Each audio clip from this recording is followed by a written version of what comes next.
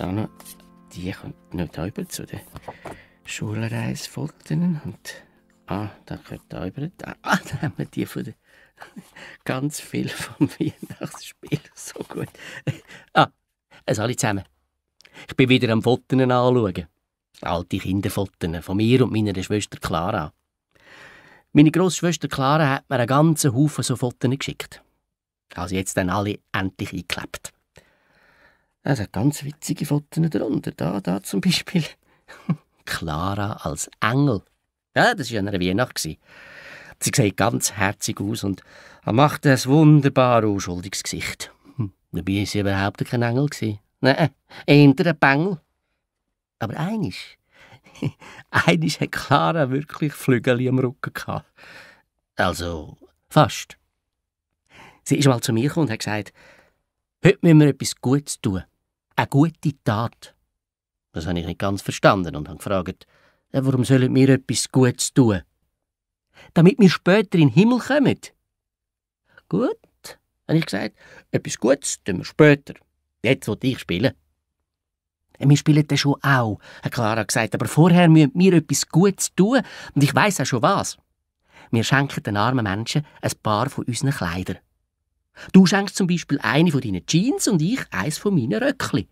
Das ist doch eine gute Tat.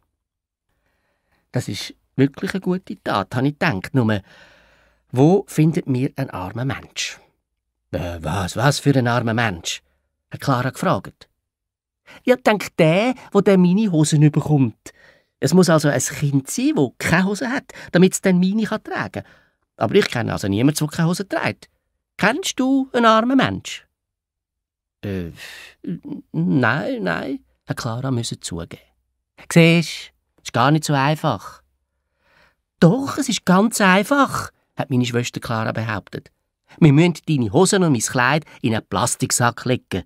Und den Sack stellen wir dann vor die Tür. Ein Mann kommt dann den Sack mit den Kleidern holen. Gerade heute ist ein Zettel an der Tür vom Roten Kreuz. Ja, den Zettel habe ich auch gesehen. Und auf dem Zettel steht, dass sie heute alte Kleider sammeln. Ja, und die sind für arme Leute, das weiss doch jeder, hat Clara gesagt. Wir haben schnell einen Plastiksack geholt und haben eine Jeans von mir und noch ein Kleid von der Clara reingetan. Dann haben wir überlegt, dass die beiden armen Kinder, die meine Hosen und das Kleid von der Clara bekommen, dass die sicher auch arme Eltern haben. Darum haben wir noch einen Pulli vom Papi genommen und ein grünes Kleid von Mami. Clara hat gemeint, dass die armen Leute ja auch noch Schuhe brauchen. So haben wir noch 4 Paar Schuhe im Plastiksack gelegt. Der Sack war bumsvoll, es hat ihn fast verjagt. Vorsichtig haben wir den Sack vor die Tür gestellt. Auf der Strasse haben wir einen ganzen Haufen Säcke gesehen. Es gibt also noch andere Leute, die in den Himmel wollen, haben wir gedacht. Aber unser Sack war der dickste. Und in unserem Sack sind sicher die schönsten Sachen, hat Clara stolz gesagt. Ist das jetzt eine gute Tat? Habe ich gefragt. Ja, sehr eine gute sogar, hat Clara gesagt. Aber der Vater war anderer Meinung. Wo sind meine schwarzen Schuhe? Hat er gefragt. Und es ist nicht lang gegangen, bis die Mami gemerkt hat, dass sein grünes Kleid fehlt. Mein grünes Kleid ist weg, ich habe es doch heute Morgen in der Hand gehabt. Dann sind beide zu uns gekommen und haben gefragt, wo sind unsere Sachen? Haben sie versteckt? Nein, hat Clara gesagt. Wir haben sie nicht versteckt, wir haben sie verschenkt. Der Vater ist kreideweiss geworden.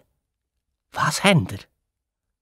Ja, wir haben eine gute Tat gemacht, haben ich und Clara im Chor gesagt und haben alles erzählt. Schnell, hat der Vater gerufen. Vielleicht ist der Sack noch vor der Tür. Er ist vor die Tür gerannt, das Mami hinten rein, Clara auch und ich ebenfalls und sogar unser Hund Schnuffi ist uns nachgerannt. Aber der Sack war weg. Wie sind ihr nur auf die blöde Idee gekommen, meine neuen Schuhe zu verschenken? Hat der Vater gefragt und hat nicht begreifen, was passiert ist. Ja, warum sollen arme Leute nur alte Sachen tragen, hat Clara umgegeben. Genau, habe ich nachgedoppelt. Mit alten Kleidern sehen sie ja noch ärmer aus. Der Vater hat laut und tief gesüftet. Ich weiss gar nicht, ob ich jetzt lachen oder brüllen, hat er gesagt. Dann hat er Mami angeschaut und beide haben gelacht. Zum Glück. Also, wenn ich mir das jetzt so im Nachhinein überlege, ist es sicher ein guter Tag gewesen. Aber vielleicht hätten wir doch zuerst die Mami und den Papi fragen sollen. Ehrlich gesagt, sie haben es nicht gerade einfach mit mir und der Clara. Die Mami und der Papi sind noch ein paar Mal fast verzweifelt wegen uns. Einmal haben zum Beispiel ich und Clara gehört, wie die Mami in der Küche im Vater gesagt hat, unsere Kinder haben einfach keine Ordnung. Ich weiss nicht, was ich machen soll. 1000-mal habe ich ihnen gesagt, sie sollen nicht immer alles liegen lassen. Ich renne ihnen ständig hinterher und räume alles weg. Und ich habe ihnen 1000-mal gesagt, dass sie ihr Zimmer aufräumen sollen. Es sieht aus wie eine Krümpelkammer. Aber es passiert rein gar nichts. Der Vater hat geseufzt. Clara hat mich angeschaut und ich habe Clara angeschaut. Wir sind in die Küche gestürmt und haben ausgerufen: «Das ist gelogen, Mami. Du hast uns überhaupt nicht 1000-mal gesagt, dass wir das Zimmer aufräumen sollen.» Die Mami hat uns angeschaut und gesagt: «Habe ich nicht vor einer Stunde gesagt, ihr sollt das Zimmer aufräumen?» «Schon, aber das war nur einmal», haben wir protestiert. «Und gestern und vorgestern habe ich dann nicht auch gesagt, ihr sollt endlich das Zimmer aufräumen?»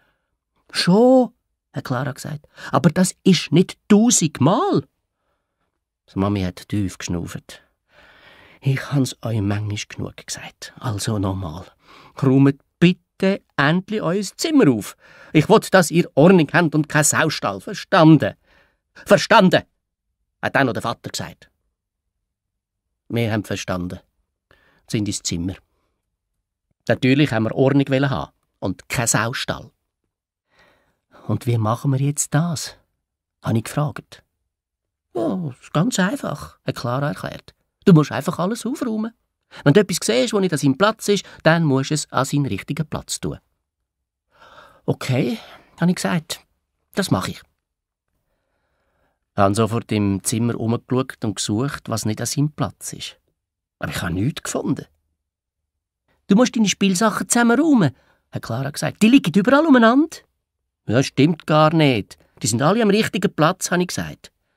«Was machen denn deine Autos unter dem Bett?» «Dort ist die Hüfgarage.» «Und was macht der Backer unter dem Tisch?» «Es ist Baugrube.» «Aber was machen denn deine Baby auf dem Stuhl?» «Die sitzen dort. Wo sollen sie denn sonst hocken?» Ich und Clara haben weitergesucht. Es war noch schwierig. Auf dem Sofa in der Stube haben wir dem Papi seine Brille neben der Zeitung gefunden. Die ist aber gar nicht am richtigen Platz gelegen. Ich habe sie sofort dem Papi in den Schopensack gesteckt. Dort gehört sie auch hin. Im Aschenbecher in der Stube haben wir Mami seine Goldkette gefunden. Clara hat sie sofort in die kleine Handtasche von Mami getan. Der Aschenbecher ist sicher nicht der richtige Platz für eine Goldkette, hat Clara geschumpfen. Ehrlich gesagt, jetzt wissen wir, wer in dem Haus keine Ordnung hat. Es ist ja ein richtiger Saustall. Wir haben noch ein paar andere Sachen an den richtigen Platz versorgt. Dann sind wir voraus spielen.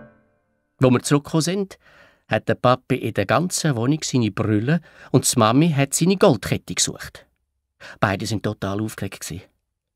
«Jemand hat meine Goldkette gestohlen», hat die Mami gemeint. «Oder habe ich sie verloren? Aber ich habe sie doch gestern noch in der Hand gehabt. Aber jemand muss sie einfach gestohlen haben.» Und der Papi hat hemfrüht. «Meine Brille muss doch irgendwo da sein. Ich habe heute Morgen da die Zeitung gelesen.»